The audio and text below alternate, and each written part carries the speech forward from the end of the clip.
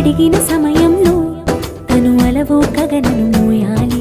సొగసుని పొగడమే తన కలవాటైపోవాలి.